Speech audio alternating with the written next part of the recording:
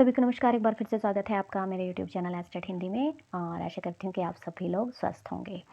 इससे पहले की क्लास में हम एनसीईआरटी हिंदी क्षितिज भाग एक गद्य खंड कंप्लीट कर चुके हैं। अब है क्षितिज भाग एक काव्य खंड, जिसमें काव्य खंड में इसमें है हमारे 1 से लेकर 9 तक लेसन।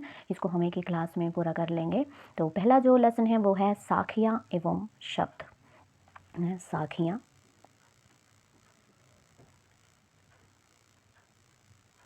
एवं शब्द ये कबीर जी के द्वारा रचित है, जो कि निर्गुण संत काव्यधारा के कवि थे। तो आइए शुरू करते हैं आज की क्लास को। पहला प्रश्न है, कवि के अनुसार संत सुजान कौन हो सकता है? गिरवे वस्त्र धारण करने वाला, अपने पक्ष का विचार करने वाला, जटाजूट धारी, निष्पक्ष भाव से प्रभु स्मरण करने वाला। तो कौन हो सकता है? निष्पक्ष भाव से प्रभु स्मरण करने वाला। अगला जो प्रश्न है, प्रश्न नंबर 2, कबीर ने किस व्यक्ति को ऊंचा नहीं माना है? कबीर ने किस व्यक्ति को ऊंचा नहीं माना है? जो अवगुणों से भरा हो, जो सत्यवादी हो, जो कर्मशील है, जो न्यायप्रिय है। तो किसको ऊंचा नहीं माना है? जो अवगुणों से भरा है। काबा फिरी काशी भया, राम ही भया रहीम, राम ही भया रहीम, मोट चून मैदा भया, बैठी कबीरा जीम। का मूल भाव क्या है? काबा काशी है, राम रहीम है, आटा मैदा है, ईश्वर एक है। तो इसका जो राइट आंसर है वो है ईश्वर एक है। ईश्वर एक है। काबा फिरी काशी भया। यहाँ पर कबीरदास जी कहते हैं कि चाहे मुसलमानों का जो पवित्र धार्मिक स्थल है काबा, वहाँ पर जाओ, या फिर हिंदुओं का जो धार्मिक नगरी है काशी, चाहे वहाँ पर जाओ। राम ही भया रहीम, जो राम है वो ही रहीम है, यानी जो राम ही भया रहीम, मतलब जो राम है वो ही रहीम है, यानी कि चाहे राम के नाम से ढूंढो या फिर रहीम के नाम से। मोट चून मैदा भया, मोट चून मैदा भया, बैठी कबीरा जिम। यहाँ पर कबीर जी कहते हैं कि यानी कि जो मोटा आटा होता है उससे ही तो मैदा बनता है, यानी वो ही तो मैदे में बदलता है। बैठ कबीरा जिम। कबीरदास जी कहते हैं चाहे तुम आटे से पेट भरो या फिर मैदे से भरो, यानी तू उन्हें बैठकर बिना किसी भेदभाव के बैठी कबीरा जिम, भाई तुम उसे बिना भेदभाव से खाओ। तो यहाँ पर कबीर जी का सिर्फ एक ही है कि ईश्वर तो एक ही है, चाहे वो काबा में हो या फिर काशी में हो, वो राम भी है और वो ही रहीम है। कबीर के अनुसार निर्गुण ब्रह्म कहाँ मिलता है? मंदिर में, कैलाश पर, सर्वत्र, काबा में। तो कहाँ मिलता है? सभी जगह, सर्वत्र, सभी जगह। मोको कहाँ ढूंढे बंदे, यानी हे इंसान मानव तू मुझे कहाँ ढूंढता है? पद में कवि ने ईश्वर को कहाँ ढूंढने के लिए कहा है? मंदिर में, तीर्थों में, मस्जिद में, अपने अंदर। मोको कहाँ ढूंढे रे बंदे, मैं तो तेरे तो पास में, यानी कि अपने अंदर। ज्ञान कांति के आने से क्या समाप्त हो जाता है?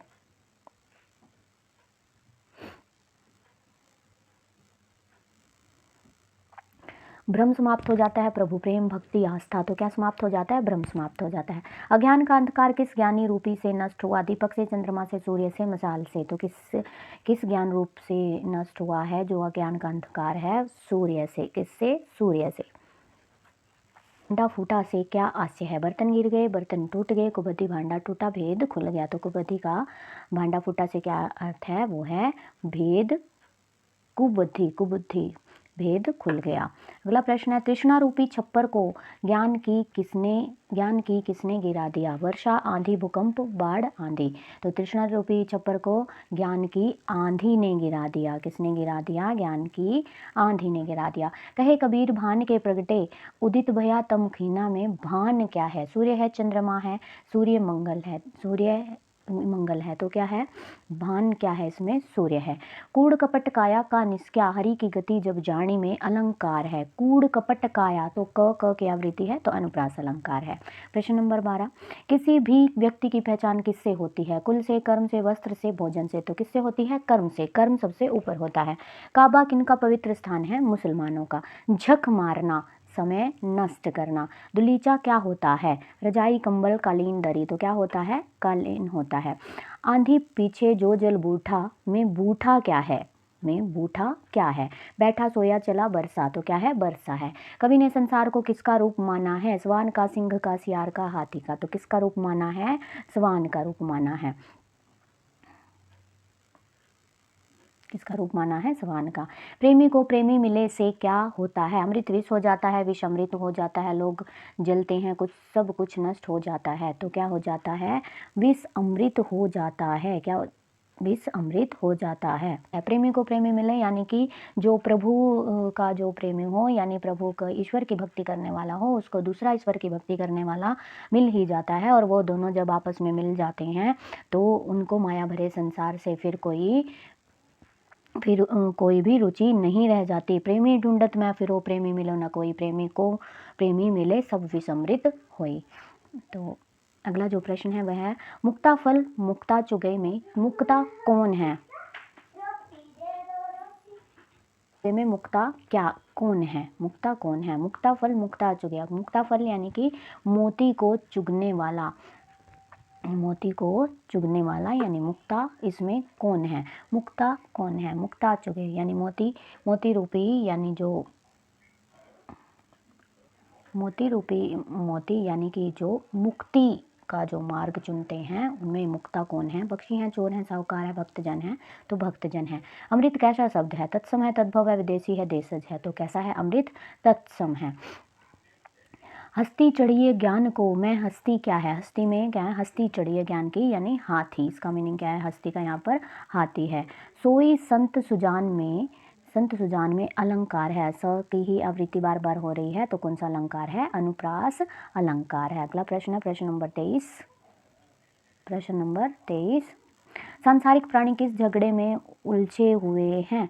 धन दौलत संपत्ति संतति घर बार विपक्ष विपक्ष। तो किस में उलझे हुए हैं? पक्ष विपक्ष में। सुबस कलश किससे भरा हुआ है? रस से, विष से, अमृत, सुरा से। तो किससे भरा हुआ है? सुरा से। खोजी को परमात्मा कितनी देर की तलाश में मिल जाता है? पल भर की तलाश में मिल जाता है, पल भर की तलाश में। तो यह था हमारा पाठ एक, काव्यखंड का पाठ 1, साखियाँ एवं शब्द। तो अगला पाठ है हमारा,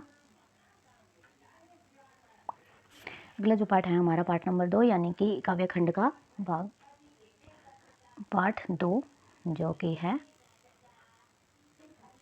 लल दयद। इनके ये वाक हैं, लल दयद के वाक। लल दयद कौन थी? लल दयद कश्मीरी भाषा में रचना करने वाली प्रथम कवित्री थी। कौन थी? प्रथम कवित्री थी, कश्मीरी भाषा में रचना करने वाली। कौन थी? लल दयद कश्मीरी भाषा में रचना करने वाली कवित्री थी। लल दयद किस भाषा की कवित्री हैं? तो किस भाषा की कवित्री हैं लल दयद? कश्मीरी की। लल दयद की काव्य शैली क्या है? वाग है, वाक है। तो क्या है? वाक है। क्या है? वाक है। लल दयद का अन्य नाम कौन सा नहीं है? ललारिफा, लल्लेश्वरी, लाली, लला। तो क्या नहीं है इनका अन्य नाम? लाली नहीं है, ललारिफा भी है, लल्लेश्वरी भी है और लला भी है। रस्सी कच्चे धागे की खींच रही मैं नाव में कौन सा अलंकार है? रस्सी कच्चे धागे की, तो इसमें कौन सा अलंकार है?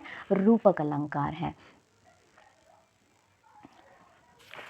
तो कौन सा अलंकार है? रूपक अलंकार है। अगला प्रश्न है, रस्सी कच्चे धागे की से कवित्री का क्या आशय है? तो रस्सी कच्चे धागे की यानी जो कच्चे धागे से जो सांसें हैं मैं उनको खींच रही हूँ, यानी यहाँ पर अभिप्राय है सांसों से। नाव किसे कहा गया है? संसार को, घर बार को, दौलत को, जीवन को। तो किसको कहा गया है? जीवन को कहा गया है। किसको कहा गया है? जीवन। कवित्री किसके घर जाना चाहती है? पति के परमात्मा के मायके प्रेमी। तो किसके घर जाना चाहती है? परमात्मा के। सम खा तभी होगा समभावी में, सम खा से क्या तात्पर्य है? मन को वश में करना, गम खाना, सबको सम्मान समझना, मन के अनुसार चलना, तो मन को वश में करना। कवित्री ने बंद द्वार किसे कहा है? मंदिर का बंद द्वार परमात्मा का नाम न लेना, चेतना को संकुचित होना, गूंगा होना, तो चेतना का संकुचित होना। माझी को दूं क्या उतराई में, माझी कौन है? मल्लाह है, साथी है, पति है, परमात्मा है। तो कौन है? माझी यहाँ पर परमात्मा है। कवित्री ने उत्तराई किसे माना है? चंचलता को, सद्कर्मों को, क्रोध और मोह को, ईर्ष्या द्वेष को। तो किसको माना है? सद्कर्मों को। सुषुम सेतु कौन सा पुल है? सुषुम्ना नाड़ी रूपी पुल, सूक्ष्म भावनाओं रूपी पुल, परमात्मा की भक्ति रूपी पुल, सांसारिक मोह माया रूपी पुल। तो सुषुम्ना नाड़ी रूपी पुल। कवित्री ने परमात्मा के लिए किस शब्द का प्रयोग किया है? राम का, कृष्ण का, शिव का, ब्रह्म का। तो किसका? शिव का। कवित्री ने ज्ञानी किसे माना है? बहुत पढ़ा लिखा, आडंबरपूर्ण, भक्ति करने वाला, सहज भाव से अपने मन से परमात्मा को खोजने वाला, योग साधना तथा तंत्र मंत्र जपने वाला। तो सहज भाव से अपने मन में परमात्मा को खोजने वाले को। खा खाकर कुछ नहीं पाएगा नहीं में कौन सा अलंकार है? तो कौन सा अलंकार है? अनुप्रास अलंकार है। जब टटोली कोड़ी न पाई जेब में जेब टटोलने का क्या भाव है? तलाशी लेना, पैसे निकालना, आत्मसम्मान खोया, आत्मलोचन किया, यानी अपने आप को जब खोज कर देखा, यानी कि आत्मलोचन किया। खुलेगी सांकल बंद द्वार की का क्या भाव है? द्वार खुल जाएगा, मन मुक्त होगा, घर में कोई होगा, कोई आकर खोलेगा, यानी मन मुक्त होगा। खा खाकर कुछ पाएगा नहीं का क्या भाव है? खाते रहने से पेट नहीं भरता, सिर्फ खाना ही जीवन नहीं है। सुख के भोग से परमात्मा नहीं मिलता, धन दौलत एकत्र करने का कोई लाभ सुख के उपभोग से परमात्मा नहीं मिलता। आई सीधी राह से गई न सीधी राह में सीधी राह कौन सी है? पक्की सड़क है, गलियां हैं, घर का रास्ता, परमात्मा का स्मरण करना। तो क्या है? परमात्मा का स्मरण करना। कवित्री ने सर्वत्र के लिए कौन सा शब्द प्रयोग किया है? थल थल थल जल स्थल थल नवथल। तो क्या कौन सा किया है? थल थल। वाक्य कितनी पंक्तियों की रचना होती है? 2 की, 4 की, 6 की, 8 की। तो कितने की होती है? हमारा वो है रस खान। कौन है? रस खान। और इनके भी क्या हैं? इनके हैं सवैये।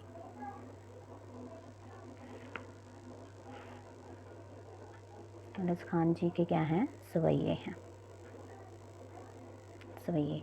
पहला प्रश्न है, रसखान का मूल नाम क्या था? रसखान का मूल नाम क्या था? सैयद मूसा, सैयद इब्राहिम, सैयद यूसुफ, सैयद इकबाल। तो क्या था इनका नाम? सैयद इब्राहिम। कृष्ण भक्ति काव्य के सुप्रसिद्ध कवि थे रसखान जी। कौन सी भक्ति काव्य के? कृष्ण के। रसखान किसके भक्त थे? कृष्ण के, राम के, शिव के, दुर्गा के। तो किसके थे? कृष्ण भक्ति काव्य धारा के ये कवि थे और किसके भक्ति करते थे? कृष्ण जी की। रसखान की रचनाओं में किस भाषा की प्रधानता है? मैथिली की, अवधी की, ब्रज की, मगही की। तो किसकी? ब्रज की। मानस हो तो वही रसखानी, सवैये में किस कवि का किसके प्रति प्रेम व्यक्त हुआ है? पर्यावरण का, पशु पक्षी, मानवता का, ब्रज भूमि का। तो किसका? ब्रज भूमि का। यानी कि यहाँ पर रसखान जी कहते हैं कि यदि मेरा अगला जन्म हो तो अगर यह मैं अगला जन्म मनुष्य जीवन प्राप्त करूँ तो मैं कहाँ पर बसूँ? कहाँ पर बसने की उनकी इच्छा है? ब्रज भूमि में। अगला प्रश्न है, कवि किस पर्वत पर पत्थर बनकर जन्म लेना चाहता है? विंध्याचल पर्वत पर, मैनाक पर, गोवर्धन पर, हिमालय पर। तो कौन से पर्वत पर? गोवर्धन पर्वत पर। कौन से पर्वत पर? गोवर्धन पर्वत पर पत्थर बनकर जन्म लेना चाहता है। दो खग हो तो बसेरो करो मिली कालिंदी कूल कदम्ब के डारन में अलंकार है कौन सा है? उपमा है, यमक है? तो कालिंदी कूल कदम्ब के डारन में कौन सा अलंकार है? अनुप्रास है।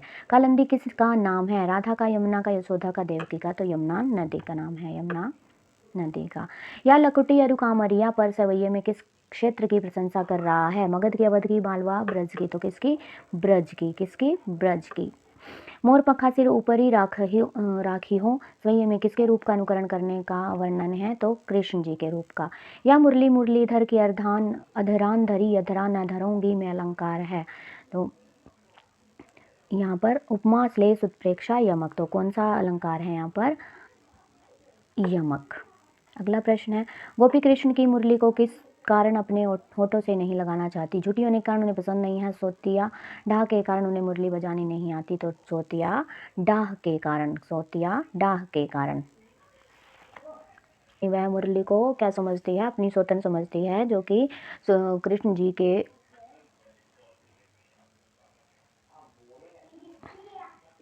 होठों पर लगी रहती है। गोपी किसकी माला गले में पहनना चाहती है? मूंज की, गूंज की, मूंगा की, हीरे की। तो किसकी? गूंज की।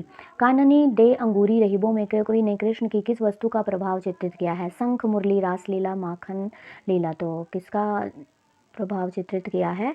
मुरली का प्रभाव चित्रित किया है। काननी दे अंगूरी रही वो जब ही मुरली धुनी मंद बजही। यानी यहाँ पर रसखान जी कहते हैं कि कोई गोपी श्री कृष्ण की बांसुरी की मोहक काननी दे अंगूरी रही वो, यानी कानों में, और कानों में जो मतलब मोहक बांसुरी की जो तान होती है वह है जाद अंगूरी रही वो,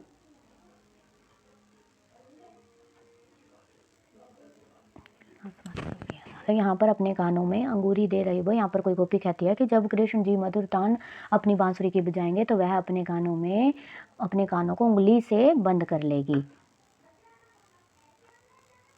गोपी क्या नहीं संभाल पा रही अपना मन, कृष्ण की भेंट, कृष्ण के मुख की मुस्कान, कृष्ण की गौएं। तो कृष्ण के मुख की मुस्कान नहीं संभाल पा रही। गोपियों को किन की चिंता नहीं, अपनी ब्रजवासियों की, कृष्ण की, राजा की। तो किसकी? ब्रजवासियों की चिंता नहीं है। अटा का क्या अर्थ है? आटा, अटका, अटारी या फिर आठा। तो क्या अर्थ है? अटारी। टेरी का क्या अर्थ है? टटोलना, पुकारना, टिकाना, पुकारना। तो क्या अर्थ है? पुकारना। पुरंदर कौन था? कुबेर थे, यमराज थे, इंद्र था। तो कौन था? इंद्र था। कवि ने कंबल के लिए कौन सा शब्द प्रयोग किया है? कामरिया। किसका प्रयोग किया है? कामरिया। तड़ाग क्या होता है? झरना, समुद्र, झील, तालाब। तो क्या होता है? तड़ाग, तालाब।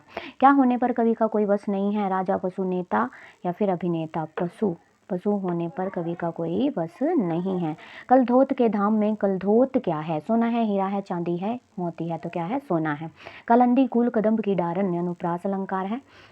रसखान ने किस से दीक्षा ली थी? गोस्वामी तुलसीदास से, गोस्वामी विठलनाथ से, गोस्वामी वैकुंठनाथ से, गोस्वामी बटुकनाथ से। तो किससे ली थी? गोस्वामी विठलनाथ से। मंझारण शब्द का अर्थ है? मझधार, बीच में, म्यान पर, मझदारों, महलों में। तो क्या अर्थ है? बीच में। तो यह था हमारा जो तीसरा लेसन, तो रसखान जी के सवैये। अगला जो पाठ है हमारा वो है, अगला जो लेसन है हमारा वो है कैदी और कोकिला। कैदी और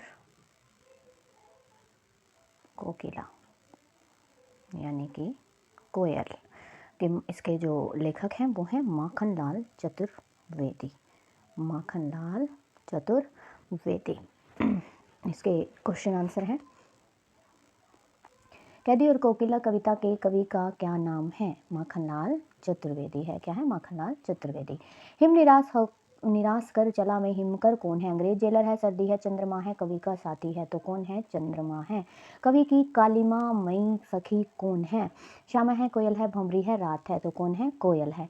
कवि ने कोयल के लिए किस विशेषण का प्रयोग किया है? दावानल सी, वेदना सी, मृदुल वैभव की रखवाली सी, ज्वालाओं सी। तो मृदुल वैभव की रखवाली सी। कवि ने दावानल की ज्वालाएं किसे कहा है? अंग्रेज सरकार को, परतंत्रता को, विदेशी वस्त्रों की होली को, वीरों की जलती चिताओं को। तो परतंत्रता को। वेदना बोझ वाली सी में अलंकार है, तो उपमा अलंकार है। दावानल कौन सी आग होती है? दावानल जंगल की आग। कविता ने कौन से गहने पहने हुए? कवि ने कौन से गहने पहने हुए हैं? माला, कड़ा, हथकड़ी, अंगूठी। तो कौन से गहने पहने हुए हैं? हथकड़ी पहने हुए हैं। चुपचाप मधुर विद्रोह बीज भांति बो रही क्यों हो में अलंकार है। उपमा है, रूपक है, यमक है, श्लेष है। तो कौन सा अलंकार है? रूपक अलंकार है। कवि को पहरेदार की आवाज किस जैसी भयंकर लगती है? नागिन, सिंह, हाथी, सियार। नागिन जैसी लगती है। कवि ने विदेशी शासन को काला क्या कहा है? कानून, संकट सागर, भूत, कौआ। तो क्या कहा है? संकट सागर। कवि का जेल रूपी संसार कितने फुट का है? 5 का है, 7 का है, 8 का है या फिर 10 का है। तो कितने का है? 10 का है। कवि का हृदय क्या कर रहा है? रो रहा है, रणभेरी बजा रहा है, सो रहा है, निरुत्साहित हो रहा है, रणभेरी बजा रहा है। कवि ने मोहन किसे कहा है? कृष्ण को, जेलर को, कोयल को, महात्मा गांधी को। तो किसे कहा है? महात्मा गांधी को। कवि आज़ादी के लिए किसे दिखाए हुए रास्ते पर चलना चाहता है? किसके दिखाए हुए रास्ते पर? भगत सिंह के, महात्मा गांधी के, सुभाष चंद्र बोस के, अपने बनाए हुए महात्मा गांधी के दिखाए हुए रास्ते पर चलना चाहता है। कवि ने विदेशी शासन की तुलना किससे की है? यम से, तम से, गम से, भ्रम से, तो तम से यानी अंधेरे से।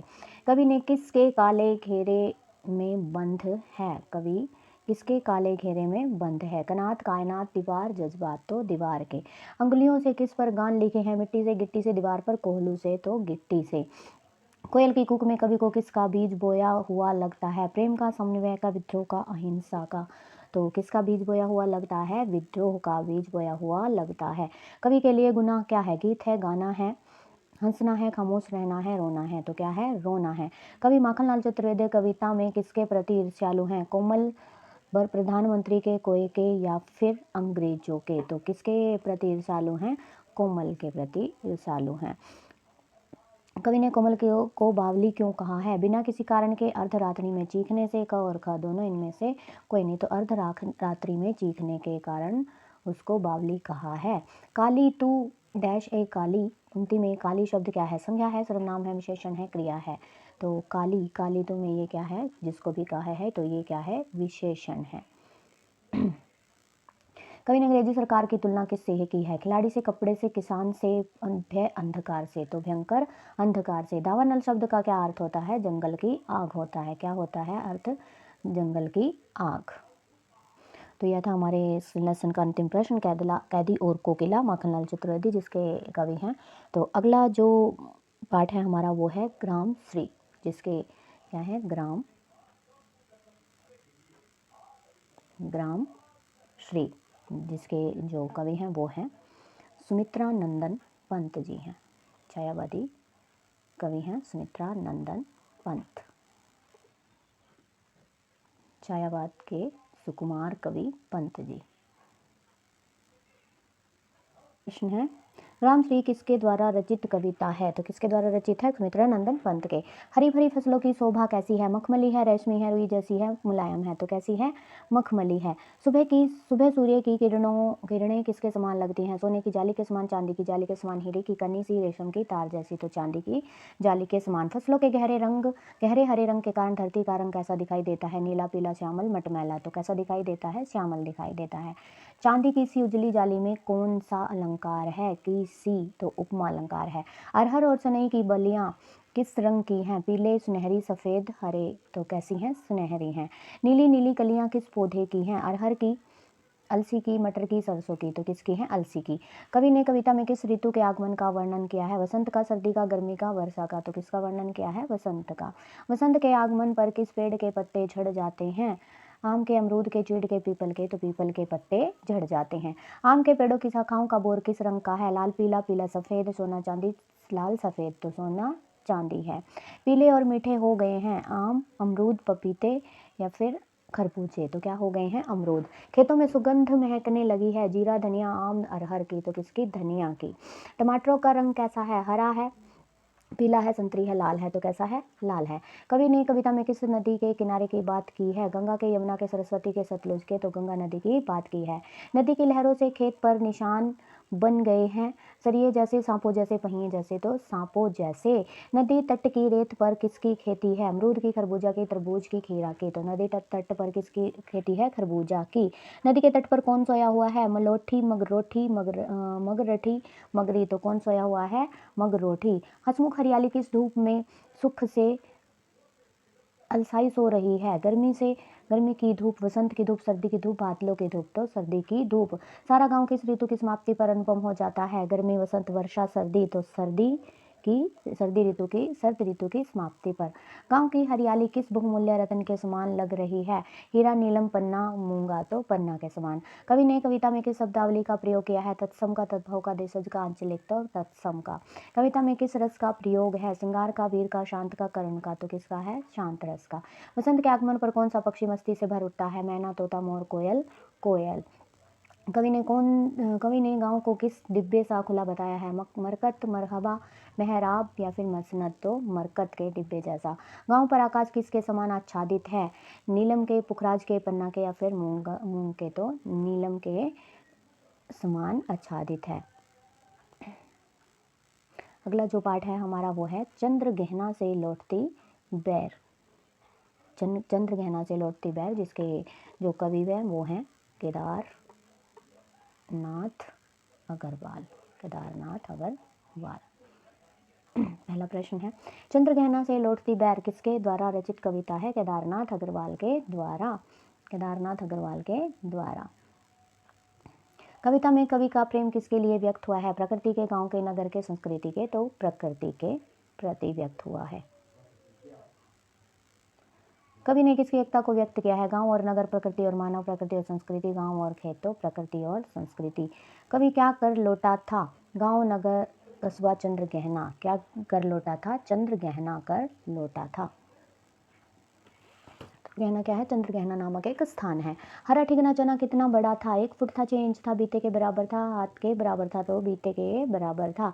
चने के पौधे ने किस पगड़ी को बांधा हुआ था? गुलाबी फूल, पीला फूल, नीला फूल, हरे पत्ते, तो गुलाबी फूल। दुबली पतली आलसी स्वभाव की कैसी है? रंगीली है, हटीली है, सजीली है, फुर्तीली है, तो हटीली है। अलसी पर किस रंग के फूल लगे हुए हैं? लाल, गुलाबी, सफ़ेद, नीले, तो कैसे रंग के फूल लगे हुए हैं? नीले। छूने वाले को अलसी किसका दान देना चाहती है? मन का, अनाज का, सुख का, हृदय का, तो किसका? हृदय का। किसने हाथ पीले कर दिए? अलसी ने, चना ने, सरसों ने, रीवा ने, तो किसने? सरसों ने। फागुन मास क्या गाता है? होली, फाग, दिवारी गीत, तो क्या गाता है? फाग गाता है। पोखर के तल में किस रंग की घास उगी हुई है? पीली, हरी, भूरी, काली, तो कैसी उगी हुई है? भूरी। चांदी का बड़ा सा गोल खंबा क्या है? डूबते सूर्य की परछाई, सूखी हुई लकड़ी, बिजली का खंभा, पुराना पेड़, तो क्या है? डूबते सूर्य की परछाई है। चुपचाप पानी कौन पी रहा है? पक्षी, जीव जंतु, इंसान, पत्थर, तो कौन पी रहा है? पत्थर। ध्यान मगन बगुला नींद कब त्यागता है? मछली देखकर, मेढक देखकर, पौधे देखकर, जल देखकर, मछली देखकर। बांझ भूमि पर किसके पेड़ उगे हैं? कीकर के, नीम के, आंवला के, रीवा के, तो किसके पेड़ उगे हैं? रीवा के। कभी किसकी प्रेम कहानी सुनना चाहता है? तोते की, चिड़िया की, मछली की, सारस की, तो किसकी? सारस की। मछली का भक्षण करने वाली चिड़िया का माथा कैसा है? काला है, पीला है, सफ़ेद है, लाल है, तो कैसा है? काला है। चिड़िया कैसी है? चालाक है, आलसी है, सियानी है, चतुर है, तो कैसी है चिड़िया? चतुर है। किस स्थान की अनगढ़ पहाड़ियों में प्राकृतिक सुंदरता नहीं है? अरावली, कूट, चित्रकूट, विंध्याचल, नीलगिरी, तो चित्रकूट की पहाड़ियों में। एक चांदी का बड़ा सा गोल खंबा में अलंकार है, तो बड़ा सा गोल खंबा में कौन सा अलंकार है? उपमा अलंकार है। कवि ने कविता में किस गुण का प्रयोग किया है? प्रसाद का, माधुर्य का, ओज का, चित्रात्मकता का, तो कौन सा है? प्रसाद गुण का। कविता में छंद है, कवित है, चौपाई है, सव्या है, या मुक्त छंद है? तो मुक्त छंद है। देह की पतली कमर की है, लचीली में अलंकार है, तो मानवीकरण है। कौन सा अलंकार है? मानवीकरण है। प्रकृति का कैसा आंचल हिल रहा है? अनुराग, विराग, राग, दुराग, अनुराग। कौन सा आंचल हिल रहा है? अनुराग आंचल हिल रहा है। 6 अगला जो लेसन है वो है, जो अगली जो कविता है वो है यमराज की दशा, यमराज की दिशा। इसके जो लेखक हैं वो है चंद्रकांत देवताले। चंद्रकांत देवताले इसके लेखक हैं। पहला प्रश्न है, यमराज की दिशा नामक कविता किस कवि के द्वारा रचित है? तो चंद्रकांत देवताले के द्वारा रचित है। क्या कवि की माँ की मुलाकात ईश्वर से कभी हुई थी? हाँ, नहीं, कहना मुश्किल है, इनमें से कोई नहीं, तो कहना मुश्किल है। माँ दुख बर्दाश्त करने के रास्ते किसकी सलाह से खोजती थी? पिता की, पति की, पुजारी की, या फिर ईश्वर की? तो ईश्वर की। माँ ने किस दिशा में पैर करके न सोने के लिए कहा था? तो दक्षिण दिशा में। ऐसा कहा जाता है कि दक्षिण दिशा में पैर करके कभी नहीं सोना चाहिए। दक्षिण दिशा किसकी दिशा मानी जाती है? मृत्यु की, यानी यमराज जी की। किसे क्रुद्ध करना बुद्धिमानी नहीं है? यमराज को, माँ को, पिता को, अध्यापक, तो यमराज को क्रुद्ध करना बुद्धिमानी नहीं है। यमराज का घर किस दिशा में है? तो किस दिशा में है? दक्षिण दिशा में है। कभी भी किस दिशा में पैर करके नहीं सोया? दक्षिण दिशा में पैर करके कभी नहीं सोया। दक्षिण की तरफ यात्रा करते हुए कवि को हमेशा किसकी याद आई? माँ की याद आई, क्योंकि माँ कहा करती थी कि दक्षिण दिशा में पैर करके नहीं सोना चाहिए। दक्षिण दिशा में यमराज जी का घर है। आज जिधर भी पाँव करके सो उधर ही कौन सी दिशा है? दक्षिण दिशा है। सभी दिशाओं में यमराज कहाँ विराजते हैं? झोपड़ी में, आलीशान महल में, कुटिया में, मकान में, तो आलीशान महल में। यमराज की आंखें हैं, शांत हैं, दहकती हैं, नम हैं, शुभ हैं, तो कैसी हैं? दहकती आंखें हैं। यमराज की कौन सी दिशा अब नहीं रही जो डैश जानती थी? माँ जानती थी। माँ अपने कष्टों के विषय में किसे बताती थी? यमराज को, पुत्र को, ईश्वर को, पति को, तो किसे बताती थी? ईश्वर को बताती थी। जिंदगी जीने और दुख सहने से के रास्ते को ढूंढ लेती थी। कौन ढूंढ लेती थी? माँ। बचपन में कभी अपनी माँ से किसके घर का पता पूछता है? ईश्वर का, ननिहाल का, यमराज का, या फिर दादी का? तो किसके घर का? यमराज के घर का। कवि ने कविता में किस गुण का प्रयोग किया है? माधुर्य, प्रसाद, ओज, तेज, तो प्रसाद गुण का। कवि ने कविता में किस छंद का प्रयोग किया है? सवैया, पद, चौपाई, अतुकांत, तो कौन सा छंद का प्रयोग किया है? अतुकांत। वही दक्षिण दिशा हो जाती है में अलंकार है, अनुप्रास अलंकार है। संसार में चारों ओर क्या व्याप्त है? अहिंसा, हिंसा, शांति, अशांति, तो क्या व्याप्त है? हिंसा व्याप्त है। तो यह थी हमारी कविता 7 यमराज की दशा। अगली जो कविता है यानी अगले जो लेसन है वो है मेघ आए। मेघ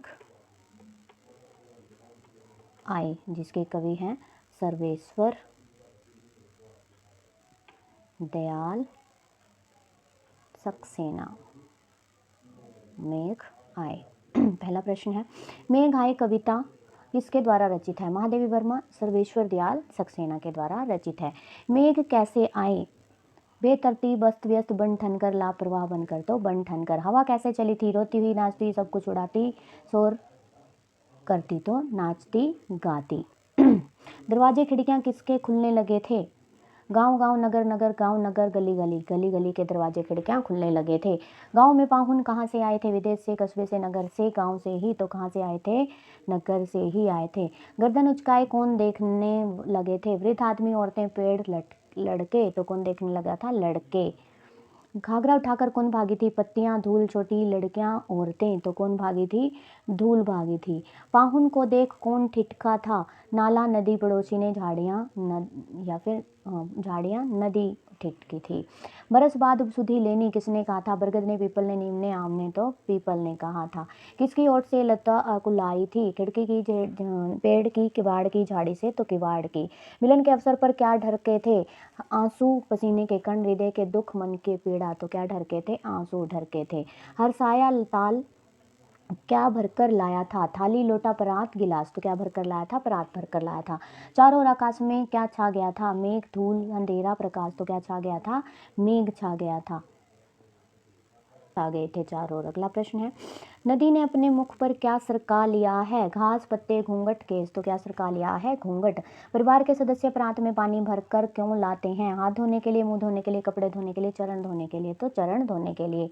मेघ कहाँ पहुंच गए हैं? घर के दरवाजे पर, घर के अंदर, क्षितिज रूपी अटारी पर, बगीचे में, तो कहाँ पहुंच गए हैं? क्षितिज रूपी अटारी पर। बिजली की तुलना किससे की गई है? नायिका से, नदी से, वर्षा से, अटारी से, तो किससे की गई है? नायिका से। क्षितिज अटारी में अलंकार है, रूपक अलंकार है। धूल भागी घाघरा उठाए में अलंकार है, तो धूल का मानवीकरण किया गया है, तो कौन सा अलंकार है? मानवीकरण अलंकार है। भावों को स्वाभाविकता प्रदान करने के लिए कवि ने किन शब्दों का प्रयोग किया है? विदेशी, देशज, तत्सम, सांकेतिक, तो कौन सा? देशज। तो यह थी हमारी कविता मेघ आए। अगली जो कविता है हमारी बच्चे काम पर जा रहे हैं, जिसके लेखक हैं राजेश जोशी। राजेश जोशी। यह हमारी अंतिम कविता है क्षितिज भाग 1 के काव्य खंड की। अगला जो भाग होगा हमारा वो होगा कृतिका भाग 1 खंड ख। उसके 5 ही लेसन हैं, वो भी जल्दी ही कंप्लीट कर लेंगे हम।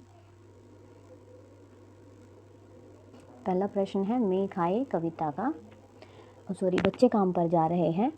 बच्चे काम पर जा रहे हैं नामक कविता किस कवि की द्वारा रचित है? राजेश जोशी के द्वारा। कवि को बच्चों से क्या छिन जाने की पीड़ा है? खिलौने, वस्त्र, बचपन, चॉकलेट, तो बचपन छिन जाने की पीड़ा है। कविता में सामाजिक आर्थिक विडंबना के शिकार बने हैं बच्चे, अधेड़, बूढ़े, किनमें से कोई नहीं, तो कौन बना है? बच्चे बने हैं। सुबह सुबह सड़क किससे ढकी है? पत्तों से, धूल से, कोहरे से, पानी से, तो किससे ढकी है? कोहरे से। सुबह सुबह बच्चे कहाँ जा रहे हैं? काम करने जा रहे हैं। बच्चे काम पर जा रहे हैं इस पंक्ति को मानता है डरावना, दुखद, त्रासद, खुशी भरा, तो कैसा मानता है कवि? डरावना मानता है। सारी रंग बिरंगी किताबों को किसने खा लिया है? चूहों ने, दीमक ने, चिट्ठों ने, सिल्वर फिश ने, तो किसने खा लिया है? दीमक ने। सारी गेंदें कहाँ गिर गई हैं? कुएं में, छत पर, नदी में, अंतरिक्ष में। कहाँ गिर गई हैं? अंतरिक्ष में गिर गई हैं। काले पहाड़ के नीचे क्या दब गए हैं? खिलौने, झूले, वस्त्र, बस्ते, तो क्या दब गए हैं? बच्चों के खिलौने दब गए हैं। मदरसों की इमारतें ढह गई हैं बाढ़ से, भूकंप से, तूफान से, वर्षा से, तो कहाँ से? भूकंप से। कवि ने बच्चों का काम पर जाना किस तरह लिखना माना है? सवाल की, जवाब की, खुशी की, संपन्नता की, तो यह एक सवाल की तरह माना है। बच्चों का काम पर जाना उनकी क्या है? प्रसन्नता है, संपन्नता है, व्यवस्था है, आदत है, तो क्या है? उनकी व्यवस्था है यानी मजबूरी है। बच्चों के काम पर जाने से उनका क्या छिन जाता है? तो बचपन छिन जाता है। दीमकों ने किन्हें खा लिया है? किन्हें खा लिया है? किताबों को खा लिया है। भीगी इंधियाली में रात अंधेरे में किससे भीग गई है? वर्षा से, ओस से, बर्फ गिरने से, पानी बिखरने से, तो ओस से। हमारे समाज में बच्चों को स्कूल जाने से रोकने का मुख्य अवरोधक क्या है? साक्षरता है, अमीरी है, पश्चिम का अनुकरण है, निर्धनता है। तो क्या है? निर्धनता है। कवि राजेश जोशी ने कविता में बाल मजदूरी को किस रूप में देखा है? समाज के माथे पर प्रसन्न चिन्ह के रूप में, मजाक के रूप में, सुविधाजनक रूप में, सामान्य बात के रूप में। तो समाज के माथे पर प्रसन्न चिन्ह के रूप में। कवि राजेश जोशी के मन में किस बात की गहरी पीड़ा है? गाँव न जाने की, नौकरी न लगने की, बचपन नष्ट हो जाने की। इनमें से कोई नहीं। तो बचपन नष्ट हो जाने की। हस्ब मामूल शब्द का क्या अर्थ है? मामूली बात, खास वस्तु, मामूली वस्तु या फिर वस्तु का यथावत होना। वस्तु का यथावत होना हस्ब मामूल शब्द का अर्थ है। कविता में कवि ने किस मौसम की बात कही है? तो किस मौसम की बात कही है? सर्दी के मौसम की बात कही है। आज की हमारी अंतिम कविता बच्चे काम पर जा रहे हैं, जो कि कवि राजेश जोशी जी की है, जिन्होंने बचपन के छिन जाने की बात की है। यानी जो बच्चे हैं खेलकूद को छोड़कर शिक्षा से दूर हो गए हैं। सर्दी भरे कोहरे में सड़क पर बच्चे सुबह सवेरे काम पर जा रहे हैं। तो इन्होंने बहुत ही गहरा कटाक्ष किया है समाज पर कि निर्धनता के कारण जो है बच्चे काम पर जा रहे हैं। तो यह थी हमारे क्षितिज भाग 1 की काव्य खंड की अंतिम कविता, जो कि राजेश जोशी जी के है, बच्चे काम पर जा रहे हैं। आशा करती हूँ आपको क्लास अच्छी लगी होगी। यदि मेरी क्लास अच्छी लगे तो एक लाइक अवश्य करें और चैनल को सब्सक्राइब करें। धन्यवाद।